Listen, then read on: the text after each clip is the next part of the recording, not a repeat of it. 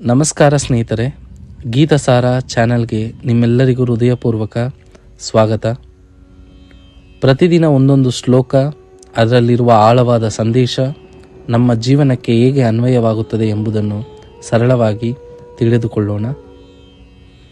ಇಂದು ನಾವು ಕೇಳಲಿರುವುದು ಭಗವದ್ಗೀತೆ ಅಧ್ಯಾಯ 1 ಶ್ಲೋಕ. ಕಾಶ್ಯ ಚ ಪರಮೇಶ್ವಾಸಂ ಶಿಖಂಡಿ ಚ ಮಹಾರಥಂ ದುಷ್ಟದ್ಯುಮ್ನೋ ವಿರಾಟಶ್ಚ ಸಾತ್ಯಕೀಶ್ಚ ಪರಾಜಿತಃ. ಶ್ಲೋಕ ಪರಿಚಯ. ಇಂದಿನ ಶ್ಲೋಕಗಳಲ್ಲಿ ನಾವು ನೋಡಿದ್ದೇವೆ, ಪಾಂಡವರ ಸೇನೆಯಲ್ಲಿ ಯಾರು ಇದ್ದಾರೆ ಎಂಬುದನ್ನು ಸಂಜಯನು ಧೃತರಾಷ್ಟ್ರನಿಗೆ ವಿವರಿಸುತ್ತಿದ್ದಾನೆ.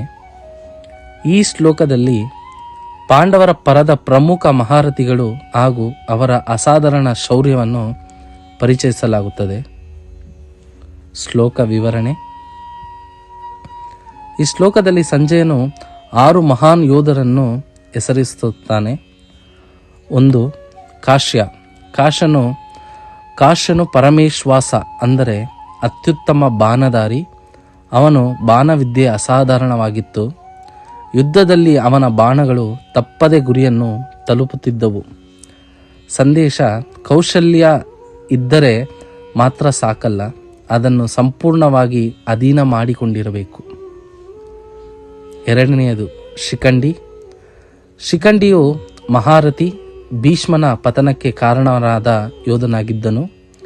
ಅವನ ಜೀವನವೇ ಧೈರ್ಯ ಮತ್ತು ಪ್ರತಿಜ್ಞೆಯ ಸಂಕೇತ. ಸಂದೇಶ: ನಮ್ಮ ಇಂದಿನ ದುಃಖಗಳು ಭವಿಷ್ಯದಲ್ಲಿ ಧರ್ಮದ ಸಾಧನವಾಗಬಹುದು. 3. ದುಷ್ಟದ್ಯುಮ್ನ, ದ್ರೌಪದಿಯ ಸಹೋದರ, ಪಾಂಡವರ ಸೇನೆಯ ಮುಖ್ಯ ಸೇನಾಪತಿ, ಭೀಷ್ಮನನ್ನು ಸಂಹರಿಸಲು ಹುಟ್ಟಿದವನು. ಸಂದೇಶ: ನ್ಯಾಯಕ್ಕಾಗಿ ಹುಟ್ಟಿದ ಗುರಿ ಇದ್ದರೆ ಭಯಕ್ಕೆ ಜಾಗವಿಲ್ಲ. 4. ವಿರಾಟ, ಮತ್ಸ್ಯ ದೇಶದ ರಾಜ. ಅರ್ಜುನನು ಅಜ್ಞಾತವಾಸದಲ್ಲಿ ಆಶ್ರಯ ಪಡೆದ ರಾಜ. ಸಂದೇಶ: ಧರ್ಮಕ್ಕೆ ಸಹಾಯ ಮಾಡಿದವನು ಇತಿಹಾಸದಲ್ಲಿ ಅಮರನಾಗುತ್ತಾನೆ. 5. ಸಾತ್ಯಕಿ, ಯಾದವ ವಂಶದ ಯೋಧ, ಶ್ರೀಕೃಷ್ಣನ ಪ್ರಿಯ ಶಿಷ್ಯ, ಅಪರಾಜಿತ, ಯಾರಿಂದಲೂ ಸೋಲದವನು. ಸಂದೇಶ: ಸರಿಯಾದ ಗುರು ಇದ್ದರೆ ಶಿಷ್ಯನು ಅಜೇಯನಾಗುತ್ತಾನೆ. ಜೀವನದ ಸಂದೇಶ. ಈ ಶ್ಲೋಕ ನಮಗೆ ಹೇಳುವುದು, ಒಬ್ಬೊಬ್ಬ ಯೋಧನು ವಿಭಿನ್ನ ಶಕ್ತಿ ಹೊಂದಿದ್ದರೂ ಎಲ್ಲರೂ ಒಟ್ಟಾಗಿ ಧರ್ಮಕ್ಕಾಗಿ ನಿಂತಿದ್ದಾರೆ. ನಮ್ಮ ಜೀವನದಲ್ಲೂ ಇದೇ ಸತ್ಯ. ಪ್ರತಿಭೆ, ಧೈರ್ಯ, ಅನುಭವ, ನಿಷ್ಠೆ ಎಲ್ಲವೂ ಒಟ್ಟಾಗಿ ಬಂದಾಗ ಮಾತ್ರ ಯಶಸ್ಸು ಸಿಗುತ್ತದೆ. ಧ್ಯಾನಕ್ಕೆ ಒಂದು ಚಿಂತನೆ. ನಾನು ನನ್ನ ಶಕ್ತಿಯನ್ನು ಧರ್ಮದ ದಾರಿಯಲ್ಲಿ ಬಳಸುತ್ತಿದ್ದೇನೆಯಾ?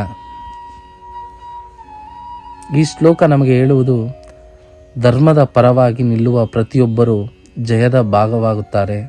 ಪ್ರತಿಯೊಂದು ದಿನ ಒಂದೊಂದು ಶ್ಲೋಕ ನಮ್ಮ ಚಿಂತನೆ ಬದಲಾಗಲಿ, ನಮ್ಮ ಜೀವನ ಬದಲಾಗಲಿ.